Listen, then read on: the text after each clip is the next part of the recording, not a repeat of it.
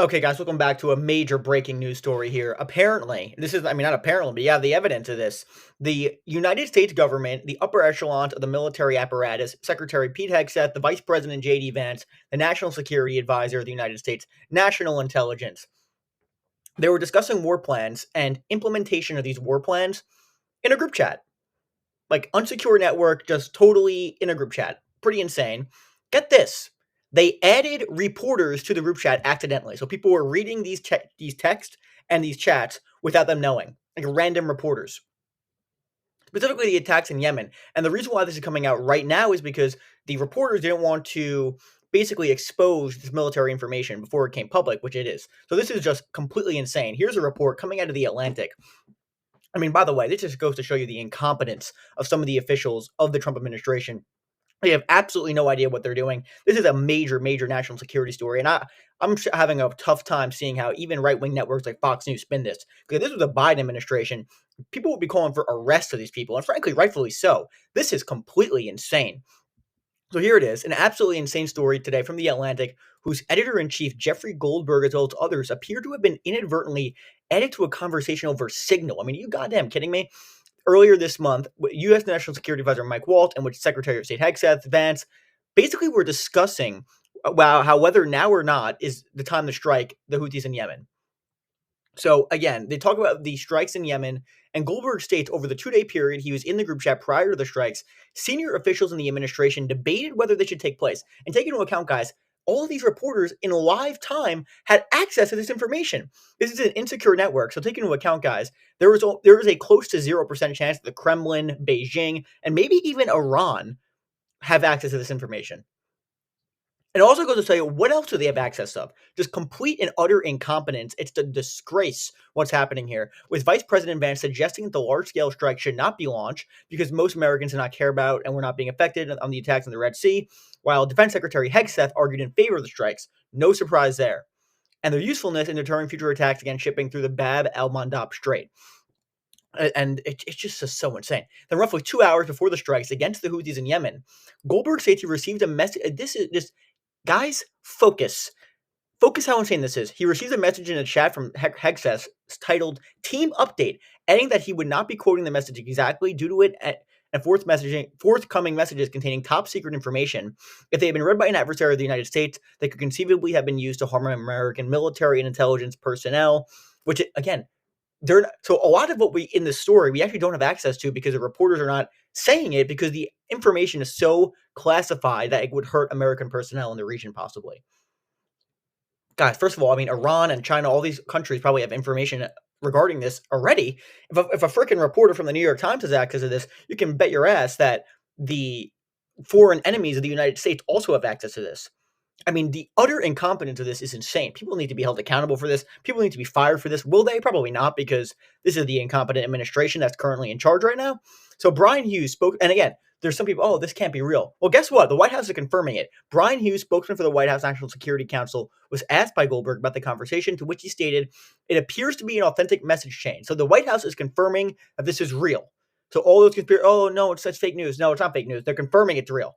You fool. To which he stated, this appears to be an authentic message chain, and we are reviewing how an inadvertent number was added to the chain. Well, it happened because your administration is incompetent. I think it's pretty simple. It's enraging that this is happening. The ongoing success of the Houthi operation demonstrates there is no threat to troops or national security. Yeah, well, the reason why is because it wasn't leaked before the initial attack. And what's to say they don't have access to this information already? God, it's so disgusting.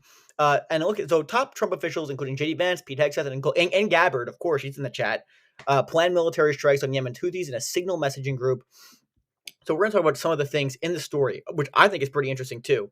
So at this point, talking about J.D. Vance and his relationship with Trump, pretty interesting. Because again, in my opinion, J.D. Vance, is he really that principled? No, he's not. He just made a deal and he wanted to get in power. And to his credit, it worked out very well for him. He's vice president of the United States. The account labeled J.D. Vance responded at 8:16, team, I'm out for the day in Michigan doing an economic event, but I think we're making a mistake. So Vance is arguing against bombing Yemen, which is interesting. So we know Vance's position on this. The Vance account goes on to state 3% of U.S. trade runs through Suez, 40% of European trade does. There's a real risk that the public does not understand why this is necessary. Well, he's right on that case. I don't think most of the public understands why the hell we're bombing Yemen. I mean, that's But okay. So some other tidbits from the article as well, saying Ken Klippenstein is a very good reporter. Here's some of the text. Of course, the anti-European rhetoric we see here as well from JD Vance.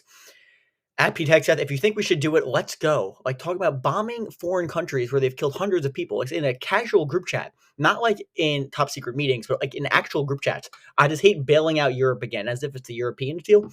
Let's just make sure our messaging is tight here. And if there are things we can do upfront to minimize risk to Saudi oil facilities, we should do it.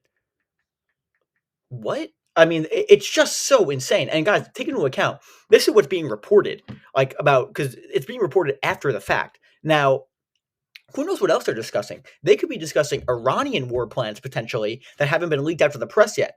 Let's just make sure our messaging is tight here. And if there are things, again, it's just completely insane. And some other pieces from the article as well, I'm going to read to you right now. Let me find. I want to find you guys what he said about Trump. How basically JD Vance is undermining Trump, kind of, which gives you a look. Basically, he said, I'm not sure the president is aware of how inconsistent this is, which is with his message on Europe right now. So kind of basically saying, yeah, I'm not sure Trump is aware what he's actually doing here. So a direct contradiction of the president that's being reported in the press. Guys, we're 2 months into this administration. Okay, and this stuff is happening. We're leaking national security stuff to the press accidentally. How incompetent does it get? I mean, it's just pathetic. The only person to reply to the update from Hegseth was the person identified as the vice president. I will say a prayer for victory, Vance wrote. 2 other users subsequently added a prayer emoji. I mean, it's just insane. According to the lengthy Hegseth text, the first detonations in Yemen would be felt too. And again, by the way, a lot of these reporters are like, this can't be real. I mean, this is just insane. I mean, rightfully so. This is insane. How could this possibly be real? But again, according to the lengthy Hegseth text, the first detonations in Yemen would be felt 2 hours hence at 1:45 Eastern Time. So I waited in my car in a supermarket parking lot. This is the reporter. If this signal chat was real, I reasoned, Houthi targets would soon be bombed. At about 1:55, I checked Twitter and searched Yemen. Explosions were then being heard across the capital city. What the fuck? I mean, this is like out of a movie. I mean, it really is like out of a movie. How do people not get fired for this? They have to be, right? I mean, this is like as incompetent as it gets. Guys, by the way, make sure to like and subscribe. It's super good for the algorithm. And if you want to support the channel in any other way, my Patreon link is in the description. I mean, it's just so insane. The user identified as Hegtest responded, I fully share your loathing of European freeloading. It's pathetic.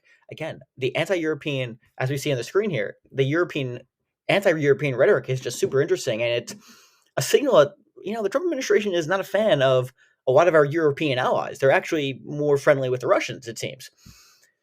At this point, the previously silent message joined the conversation. As I heard it, the president was clear. Green light, but we soon make clear to Egypt and Europe what we expect in return. So basically what he's saying is, okay, we're going to bomb Yemen, but we want concessions from the Europeans and the Egyptians, probably something favorable towards Israel.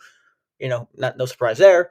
We also need to figure out how to enforce a requirement, e.g., if Europe doesn't remunerate, then what? If the U.S. successfully restores freedom of navigation at great cost, what do they pay us? And again, there's come to the time we're seeing aircraft carriers to the Middle East. The big thing about this, guys, is, I think it's possible in this group chat, there's going to be plans being discussed about Iran as well that just haven't been leaked yet. But that's the big story, guys.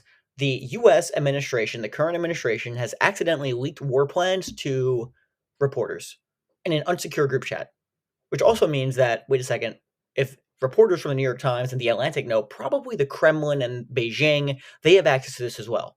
And maybe Iran. Utterly disgraceful. People need to be fired for this. People need to be arrested for this, okay? They're not going to be. And would it shock anyone, by the way, if the Trump administration wants to go after these reporters because of their incompetence? Wouldn't shock me, and I know it wouldn't shock you, because you're a smart audience. You're a smart audience, I know that. Defend this at your own peril, because this is a disgrace. It's embarrassing. It's pathetic. And we're 2 months into this administration. It's embarrassing, guys. Again, make sure to like and subscribe. It's good for the algorithm. Any other major developments on this front, I'll keep you guys updated. What a disgrace. Thanks for watching, and I'll see you later.